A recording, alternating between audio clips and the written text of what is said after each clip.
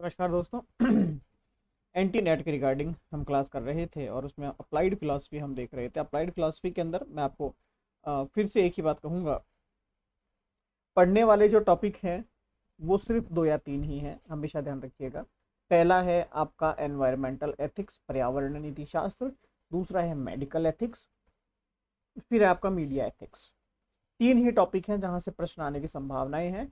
और संभावनाएं क्या कि अगर मैं कहूं कि नॉर्मली मैक्सिमम जो पार्ट होगा आपकी इस यूनिट का, ये इन तीन चैप्टर के ऊपर ही बेस्ड है। ऐसा क्यों? पहली बात, पर्यावरण नीति शास्त्र, एनवायरमेंट करंट अफेयर का टॉपिक है और पूरी फिलॉसफी के अंदर बहुत कम ऐसे टॉपिक्स हैं जो करंट अफेयर से जुड़ते हैं। तो पहला है आपका, एक सेकंड रुकिएगा, आपकी स्क्रीन शुरू कर देता हूं ताकि आप उसको अगर नोट करना चाहें तो नोट कर लीजिए, नहीं करना चाहें तो मत कीजिए, आपकी मर्जी है। मैं आपको वो टॉपिक बता रहा हूँ जो कि एग्जाम से पहले या एग्जाम के वक्त या एग्जाम के दौरान या एग्जाम के बाद जब भी आप देखेंगे आपके लिए वो इंपॉर्टेंट ही रहेंगे। ठीक है, तो पहला जो सबसे ज्यादा इंपॉर्टेंट टॉपिक है आपका एनवायरमेंटल एथिक्स, पर्यावरण नीति शास्त्र। मेरी हिंदी बड़ी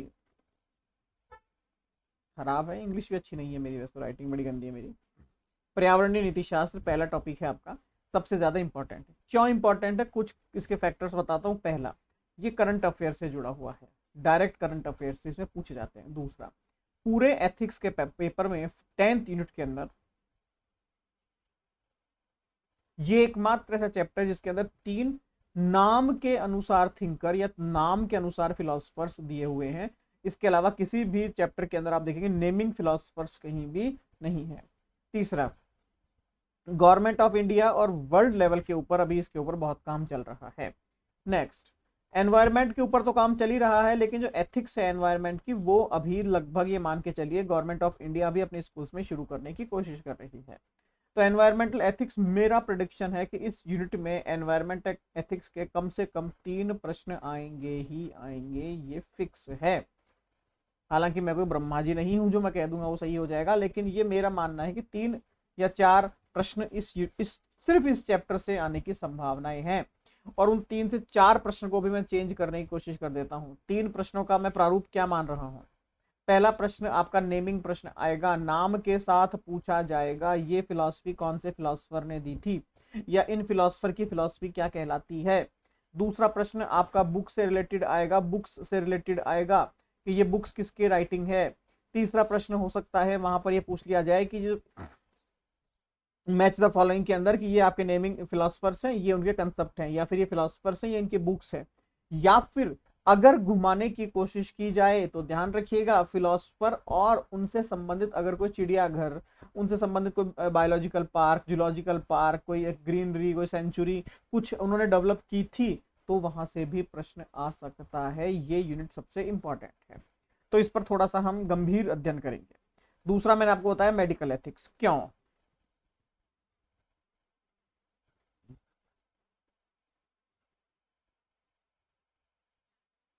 कम से कम मैं 3 से 4 प्रश्न यहां से भी मान के चल रहा हूं। क्यों?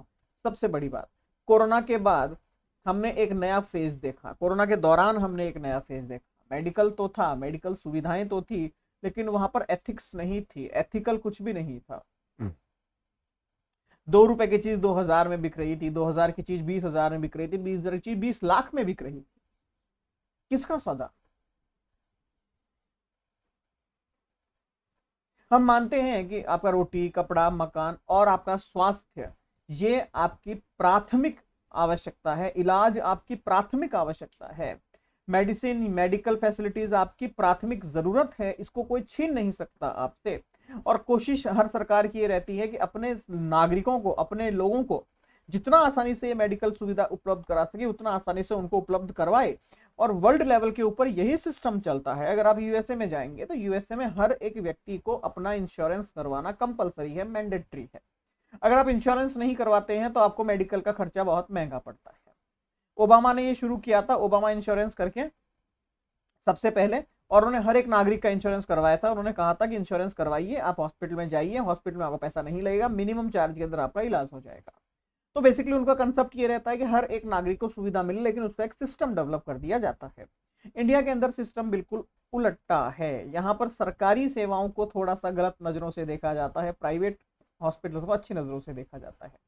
शायद उसका कारण भी है कि डॉक्टर जो है सरकारी हॉस्पिटल में नहीं देखता अच्छे से, प्राइवेट हॉस्पिटल में वही डॉक्टर अच्छा हो जाता है। ठीक है, तो प्रश्न यही आता है कि मेडिकल की एथिक्स क्या है। एक गरीब जब आपके पास आता है तो आप उससे 10 रुपए भी नहीं छोड़ते हैं, जबकि आपको पता है उसके पास पैसा नहीं है, लेकिन आप भी क्या करें, आपका ये बिजनेस है, व्यापार है आपका। तो इस मेडिकल की क्या क्या एथिक्स है, पेशेंट और डॉक्टर के बीच के रिलेशंस क्या कहते हैं, डॉक्टर और उसके पेशेंट के फैमिली जो है उसके रिलेशंस क्या कहते हैं, आपकी सैरोगेसी क्या है, ऑनर किलिंग जिसको आप सॉरी गर्भ के अंदर हम जिस बच्चों को मार देते हैं, ठीक है, वो आखिर उसका एथिक्स क्या है, क्या वो एक जीवित बच्चा है। क्योंकि ये वो टॉपिक हैं जिनके ऊपर लगातार सरकारें काम करती रहती है, लगातार अलग अलग अपनी राय निकालती रहती है। जैसे कि बीच में एक मुद्दा उठा था कि जो गर्भ के अंदर बच्चा है वो कितने साल कितने महीने का हो जो मारा जा सकता है, कितने महीने के बाद नहीं मारा जाएगा, कितने महीने के बाद उसे एक जीवित व्यक्ति समझा जाएगा, जीवित इंसान समझा जाएगा, और अगर मारा जाता है तो मर्डर का केस लगाया जाएगा डॉक्टर के ऊपर और उसकी फैमिली के ऊपर। तो ये सब चीजें गवर्नमेंट निकालती रहती है, तो ये भी आपका करंट इशू है। मेडिकल एथिक्स से मेरा ये मानना है एक प्रश्न आपका नॉर्मल एथिक्स का आएगा जो कि बुक्स में आपको नहीं मिलेगा। नॉर्मल एथिक्स मतलब डायरेक्ट पूछा जाएगा कि आप किसी मेडिकल स्टोर में, या एक डॉक्टर जो है एक मरीज जो गरीब मरीज है उसका इलाज करता है, लेकिन वो उसको इलाज करने से मना कर देता है, उसे पता है डॉक्टर को पता है कि मरीज बहुत गरीब है, लेकिन फिर भी वो उसका इलाज नहीं कर रहा है, तो क्या यह सही है या नहीं है। इस प्रकार का एक प्रश्न जरूर आएगा जो बुक्स में आपको नहीं मिलेगा। मेडिकल एथिक्स से रिलेटेड ध्यान रखिएगा। तो मेडिकल एथिक्स भी आपका सबसे ज्यादा इंपॉर्टेंट टॉपिक है इस चैप्टर के अंदर। तीसरा मैंने आपको बताया, कौन सा बताया तीसरा मैंने आपको, तीसरा मैंने आपको बताया जो कि अभी आप करंट अफेयर्स में देखते हैं, आप जहां से पूरी न्यूज उठाते हैं, जहां से आप नहीं उठाते हैं, जहां पर एक ह्यूमर पैदा कर दिया जाता है फालतू का। मीडिया, मीडिया एक ऐसा माध्यम है, सशक्त माध्यम है जो सभी लोगों को अपने से जोड़ के रखता है, लेकिन मीडिया की अभी समस्या क्या चल रही है, मीडिया वही दिखाता है जो लोग देखना चाहते हैं। मीडिया उनको इसी तरह का मसाला परोसता है जैसा कि वो लोग देखना चाहते हैं। आपकी चोरी की घटनाएं, एक्सीडेंट की घटनाएं, ये ज्यादा क्यों दिखाई जाती है, ताकि क्योंकि लोग इन्हें देखना पसंद करते हैं। डेवलपमेंट्स बहुत कम दिखाए जाते हैं, विकास बहुत कम दिखाए जाते हैं, रियलिटी बहुत कम दिखाई जाती है। कोरोना के टाइम पर हमने सिर्फ नेगेटिविटी को दिखाया कि ये इंजेक्शन इतने का चला गया, ये इंजेक्शन इतने का बिक गया, हॉस्पिटल ने 1 करोड़ रुपए का बिल फाड़ दिया, गरीब जो है सड़क पर मर गया। किसी ने ये क्यों नहीं दिखाया, किसी मीडिया ने ये क्यों नहीं दिखाया कि कई हॉस्पिटल फ्री में इलाज कर रहे थे, कई डॉक्टर्स फ्री में इलाज कर रहे थे, कई नर्सेज ने पैसा नहीं लिया, 1 रुपया नहीं लिया। कई लोग ऐसे थे जो जिनके पास दवाइयां के पैसे थे, उनके घर में कोई बीमार नहीं था, लेकिन उन्होंने दवाइयां खरीदी और गरीबों में फ्री में बांट दी। वो चीज क्यों नहीं दिखाई गई। कहीं ना कहीं मीडिया के कारण पूरा का जो कोरोना का फेज था वो इतना ज्यादा खराब हो गया, क्योंकि मीडिया ने कहीं ना कहीं नेगेटिविटी को दिखाने का काम किया। तो मीडिया के भी एक एथिक्स है, क्या दिखाया जाए, क्यों दिखाया जाए, कब कब दिखाया जाए, किस तरीके से उसको दिखाया जाए, क्या क्या आपको फ्रीडम है, कॉन्स्टिट्यूशन के अंदर क्या क्या फ्रीडम है, इंटरनेशनल लेवल पर आपको क्या क्या फ्रीडम है, मीडिया की क्या क्या लिमिटेशंस हैं, मीडिया की क्या क्या पावर है, ये सब भी हमें इसके अंदर देखना है। तो ये 3 टॉपिक्स हैं जो हॉट टॉपिक्स मैं बता रहा हूँ। वो मेरा प्रोडिक्शन ऐसा है कम से कम 6 से 7 प्रश्न केवल आपके इन 3 टॉपिक्स से ही कवर हो जाएंगे। अब सवाल उठता है आपके ऊपर कि आप किस तरीके से अपनी प्रिपरेशन करते हैं। मैं इन 3 टॉपिक्स में ऑलमोस्ट 2 से 3 दिन लगाने की कोशिश करूंगा, ध्यान रखिएगा। अभी मैं 2 छोटे छोटे सिली टॉपिक्स हैं वो खत्म करूंगा, उसके बाद हम कल से इनके ऊपर आने की कोशिश करेंगे, क्योंकि इसमें मैं आपको वही डेटा बताने की कोशिश कर रहा हूं जो एकदम फैक्चुअल हो और टू द पॉइंट हो, जो मुझे लग रहा है कि हाँ यार ये पूछने वाली चीज है, ये पूछा जा सकता है, ये इंपॉर्टेंट है, ये पूछा जा सकता है, ये इंपॉर्टेंट है। वही डेटा लेकर मैं आपके सामने क्लास में आऊंगा। फालतू कुछ नहीं पढ़ेंगे, फैक्चुअल पढ़ेंगे, एग्जैक्ट पढ़ेंगे, एक्चुअल पढ़ेंगे, बात खत्म। आज के जो दो टॉपिक हैं आपके जिसको हम पढ़ने वाले हैं, जिसके अंदर एक तो आता है आपका बिजनेस एथिक्स और एक आपका दार्शनिक परामर्शन, कि फिलोसफिकल जो हम एक एडवाइस देते हैं किसी व्यक्ति को, वो 2 टॉपिक आज हम देख लेते हैं। छोटे टॉपिक है, प्रश्न नहीं आते हैं, बिल्कुल प्रश्न नहीं आते हैं, ध्यान रखिएगा। बिजनेस एथिक्स, बिजनेस एथिक्स का मतलब क्या है, बिजनेस का मतलब क्या है, सबसे पहले जानना जरूरी। व्यापार का मतलब क्या है, व्यापार का मतलब ये सिर्फ इतना सा है कि मैं किसी एक्स प्रोडक्ट को लेकर किसी एक व्यक्ति को बेच देता हूं और बीच में अपना प्रॉफिट निकाल लेता हूं। ये प्रॉफिट किस चीज का है? मेरी सर्विस का भी है। ये प्रॉफिट किस चीज का है? मैंने जो मेहनत करी उसका है। ये प्रॉफिट क्यों नहीं लिया मैंने? क्योंकि मैंने उस प्रोडक्ट को सेल करने में मेहनत करी है। क्या मैंने उसे परचेज किया था? शायद मैंने परचेज भी किया होगा, या फिर मैंने उसको क्रेडिट के ऊपर या उधार के ऊपर भी ले लिया होगा।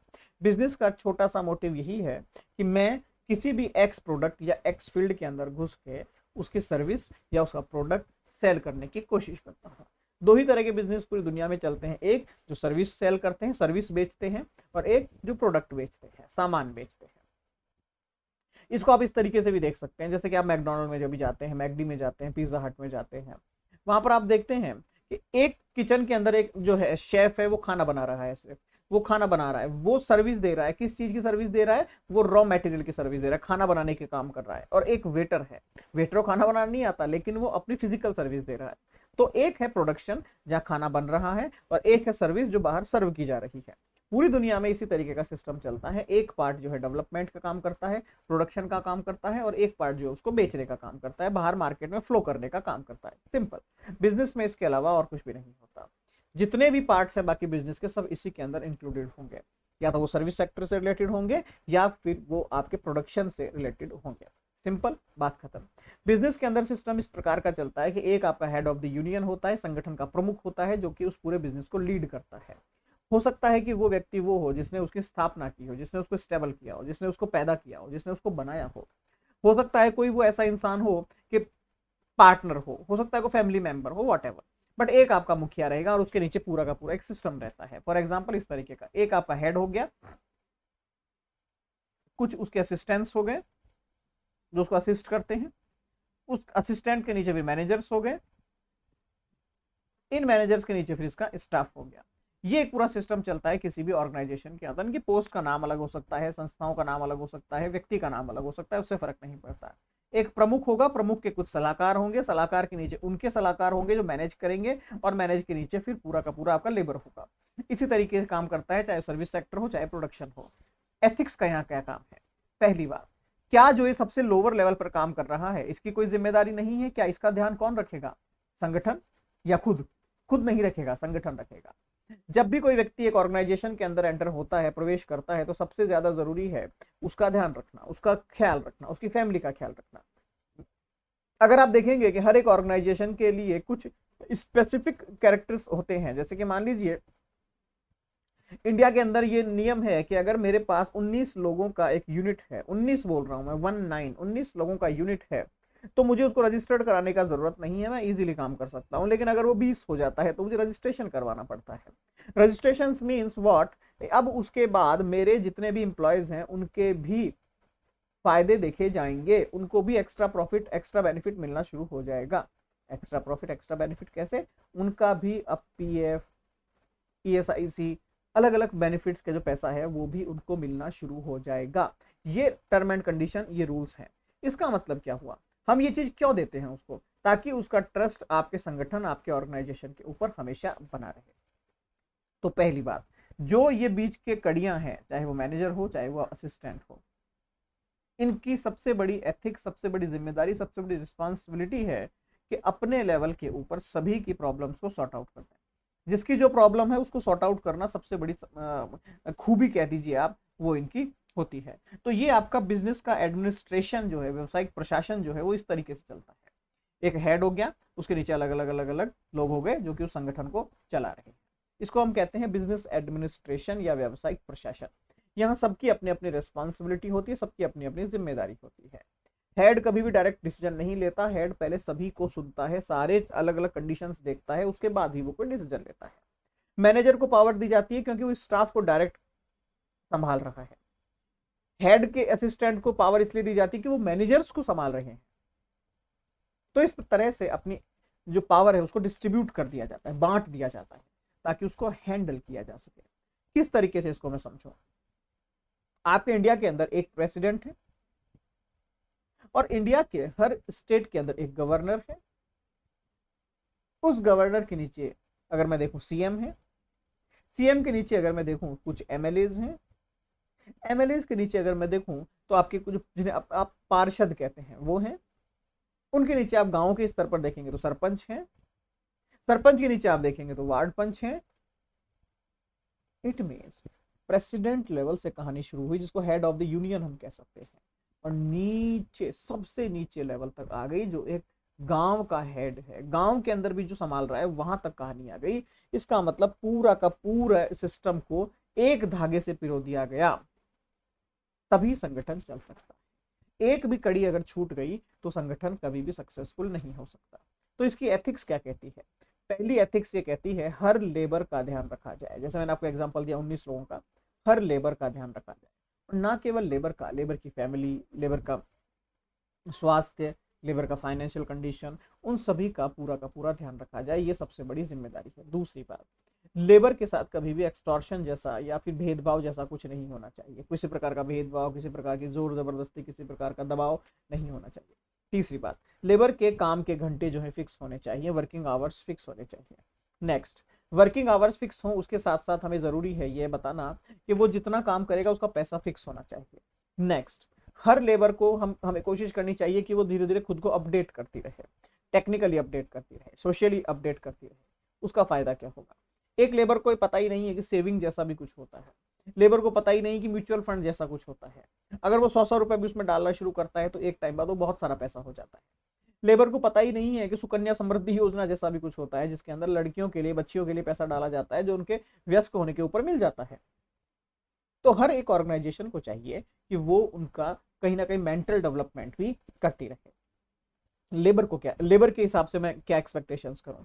लेबर जिस भी ऑर्गेनाइजेशन में काम करता है उसकी सबसे बड़ी रिस्पॉन्सिबिलिटी होती है कि वो पूर्ण रूप से, मतलब पूरा डेडिकेटेड होकर उस संगठन के लिए काम करे, एज ए फैमिली उसके लिए काम करे, क्योंकि वो उसका एक सदस्य है। वो उस संगठन को चला रहा है, संगठन उसके घर को चला रहा है, तभी जाकर गाड़ी चल रही है।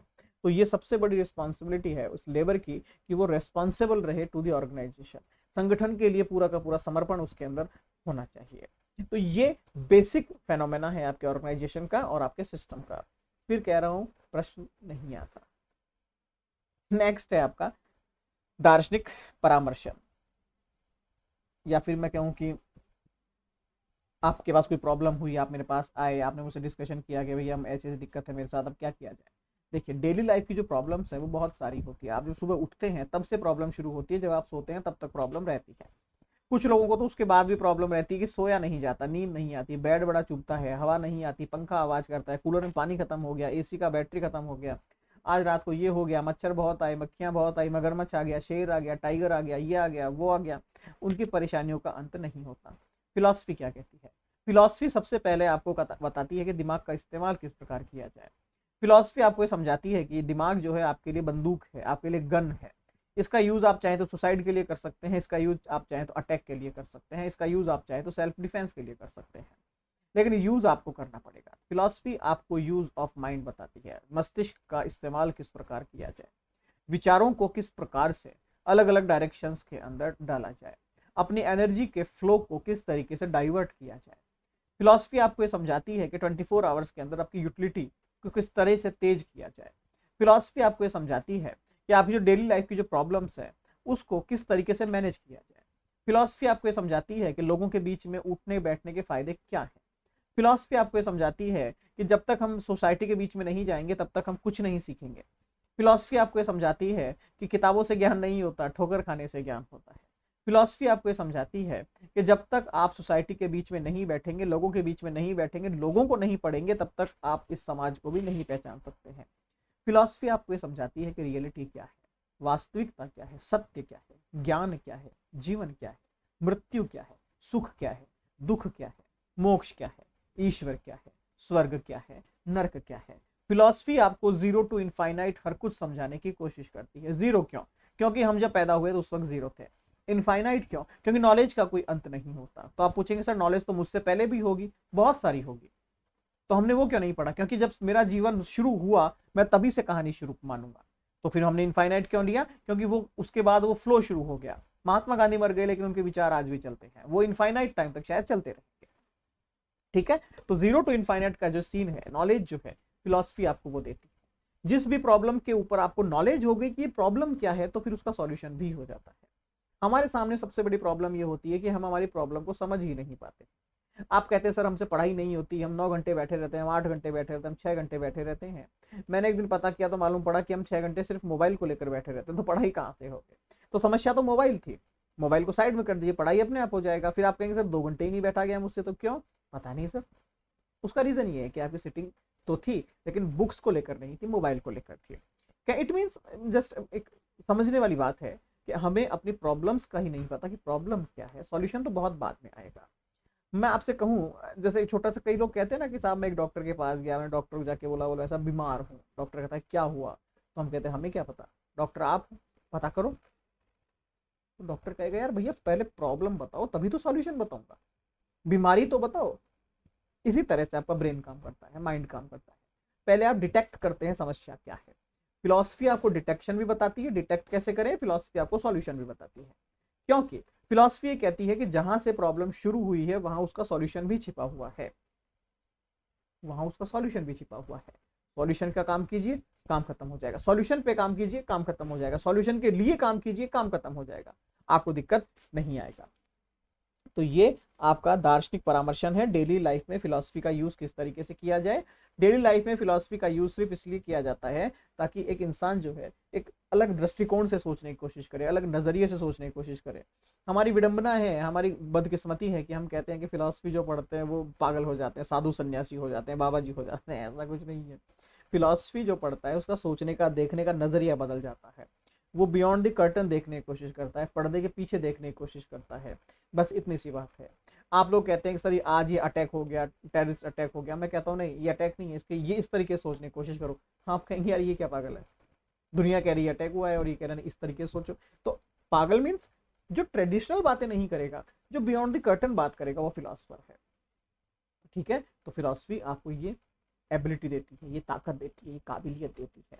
ठीक है, तो कल हम इन 3 टॉपिक्स में से कोई हॉट टॉपिक करेंगे और आपका यूनिट जो है इस वीक तक मैं ख़त्म करने की कोशिश करूंगा जितना भी हो जाता है। आपका फर्स्ट पार्ट हो गया, उसके बाद हमने सेकंड आपका टेक्नोलॉजी वाला पढ़ लिया, इसके बाद हमने आपका बिजनेस एथिक्स पढ़ लिया, और उसके बाद हमने आपका पढ़ लिया दार्शनिक परामर्शन, जिसको हम कहते हैं कि फिलोसफिकल डिस्कशन डेली लाइफ के लिए कैसे करनी चाहिए। एक तो आपका लॉ बचा है, और फिर मीडिया, मीडिया, मेडिकल और आपका एनवायरनमेंट। ये हम 2 दिन में ख़त्म कर लेंगे, टेंशन मत लीजिए। ठीक है, चलिए बाय।